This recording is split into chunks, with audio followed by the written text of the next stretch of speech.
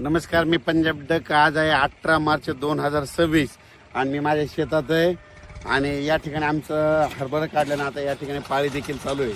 तर आज आहे 18 मार्च. शेतकऱ्याला सांगू इच्छितो की आज दुपारपर्यंत मराठवाड्यातल्या शेतकऱ्यांनी, विदर्भातल्या शेतकऱ्यांनी, पूर्व विदर्भ, पश्चिम विदर्भातल्या शेतकऱ्यांनी ज्यांचा गहू असेल, हरभरा असेल, दुपारपर्यंत काढून घ्या. कारण की ना आज दुपारनंतर मराठवाड्यामध्ये चांगला पाऊस येणार आहे, काही ठिकाणी गारपीट होणार आहे, वार देखील सुटणार आहे, म्हणून हा अंदाज लक्षात यायचा.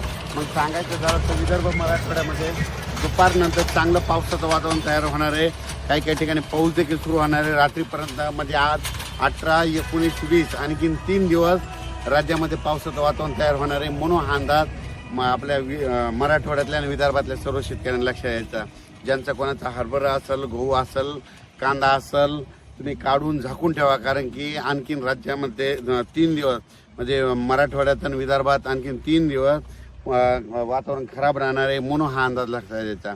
त्याच्यानंतर संभाजीनगर जिल्ह्यातल्या शेतकऱ्याला सांगू इच्छितो की त्याच्यानंतर अहिल्यानगर जिल्हा, त्याच्यानंतर परभणी जिल्हा, बीड जिल्हा, लातूर जिल्हा, त्याच्यानंतर जळगाव जिल्हा, बुलढाणा, अकोला, अमरावती, वर्धा, नागपूर, भंडारा, गोंदिया, चंद्रपूर, यवतमाळ, वाशिम, हिंगोली, नांदेड, या सर्व परभणी सहित लातूर, बीड या सर्व शेतकऱ्याला सांगू इच्छितो की आज दुपारपर्यंत तुम्ही शेताची कामे आटपून या. कारण की दुपारनंतर बऱ्याच भागात पाऊस सुरुवात होणार आहे. काल देखील राज्यामध्ये बऱ्याच ठिकाणी पाऊस झाला, गारपीट देखील झालं. जिथं पाऊस नाही पडला तिथं वार देखील सुटणार आहे, म्हणून हा अंदाज लक्षात यायचा. म्हणजे सांगायचं झालं तर राज्यामध्ये आणखीन 3 दिवस वातावरण खराब होणार आहे.